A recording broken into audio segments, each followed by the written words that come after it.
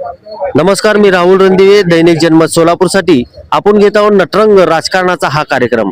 या कार्यक्रमामध्ये आपण आपल्या सोलापूर शहरामध्ये मारवाडी समाज जे आहे त्या मारवाडी समाजाला फक्त दोघांना उमेदवारी दिली गेली आहे आणि त्यातही जे स्ट्रॉंग उमेदवार आहे म्हणजे शहर उत्तर भागामध्ये प्रभाग 1 मध्ये असणार आहे ते म्हणजे राकेश।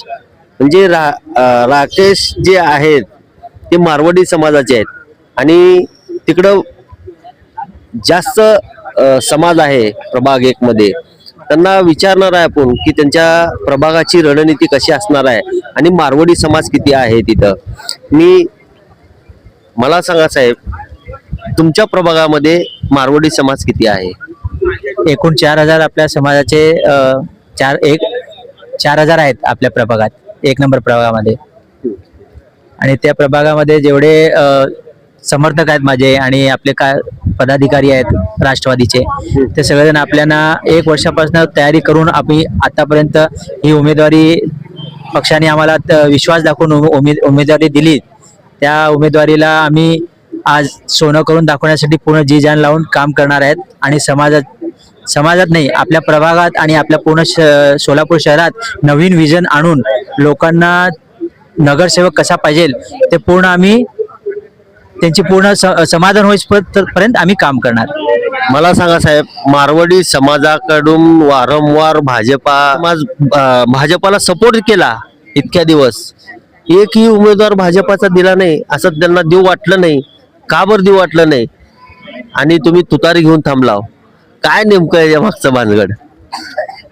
आतापर्यंत सोलापूर शहरामध्ये इतिहास आहे, जेवढे पण नगरसेवक आणि महापौर वगैरे जे झालेत ते सगळे काँग्रेस आणि राष्ट्रवादी पक्षाकडनंच झालेले आहेत। आपल्या समाजाला न्याय मिळालेला फक्त या पक्षातनंच मिळालेला, त्या बघून मी आज हे राष्ट्रवादीमध्ये आज उमेदवार म्हणून उभारलेला आहे। आणि बीजेपी मध्ये आम्ही आमचे पूर्ण समाज एक डोळे बंद करून फक्त पक्ष आहे आणि आपल्याला त्या पक्षासोबत राहायचं आहे म्हणून डोळे बंद करून मतदान देत आलेलं आहे।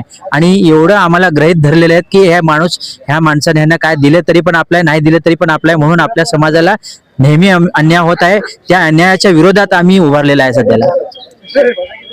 तुम्हाला इतर समाजाचे बी मतं पाहिजे साहेब, कसा असणार आहे तुमचं रणनीती प्रभागातली? आता आपल्या प्रभागामध्ये मी जेवढं आता 1 वर्षामध्ये मी जे सर्वे केलं त्या सर्वेमध्ये मला कळालं की आपल्या समाजामध्ये युवा जे आहेत ना ते खूप चांगलं शिकलेले आहेत सगळे आहेत, पण त्यांना रोजगार मिळत नाही। तर त्या रोजगारासाठी मी काय केलेलं आहे, आता जसं आपण सगळेजण बघतो ऑनलाईन स्विगी वगैरे जे असतात कंपनी, त्याच्यामध्ये कसं एक आपण काय पाहिजे ते सर्च केल्यानंतर ना ते डायरेक्ट ते माणूस आपल्याला आणून देत आहे। तसंच जर ना एक ऍप आहे, त्या ऍपमध्ये पूर्ण इंडियामध्ये कुठेही माणूस जर आपल्याला हे पाहिजे म्हणले की नाही ते ऑटोमॅटिक तुमच्याकडे नोटिफिकेशन जातात। तुम्हाला ते जर काम करायचं असेल तर तुम्ही त्याला एक्सेप्ट करणार आणि त्या 2 तासाच्या 4 तासाच्या तुमचं पार्ट टाइम जॉब मध्ये तुम्ही ते काम करू शकता आणि तुमचं पार्ट टाइम जॉब पण फुल टाइम जॉब पण तुम्ही काय पाहिजे ते तसं करू शकता। त्याला कुठलीही नोंदणी फी वगैरे काही ठेवलेलं नाही। ह्या ऍपमुळं सगळ्या बेरोजगारांना एक रोजगार देण्याची मी पूर्ण प्रयत्न करणार आणि आपले जेवढे पण शासकीय जे पण हे असतात योजना वगैरे ते पूर्ण लोकांपर्यंत पोहोचवणं आणि आपल्या पक्षाचे जेवढे पण विचार आहेत, ध्येय धोरण आहेत ते पूर्ण आपल्या प्रभागामध्ये नाही, आपल्या पूर्ण सोलापूर शहरामध्ये पोहोचवण्याचा पूर्ण प्रयत्न करणार। इमानदारीने आपण आतापर्यंत कुठं पण राहिलो ते एकच काम केलं, फक्त इमानदारीने काम केलं। खरंच मारवाडी समाजाला न्याय मिळाला पाहिजे होता, पण तुतारी वाजवून शरद पवारांनी यांच्या हातात तुतारी दिलेली आहे। येणाऱ्या निवडणुकीमध्ये बघूया प्रभाग 1 मध्ये तुतारी वाजणार का कमळ फुलणार।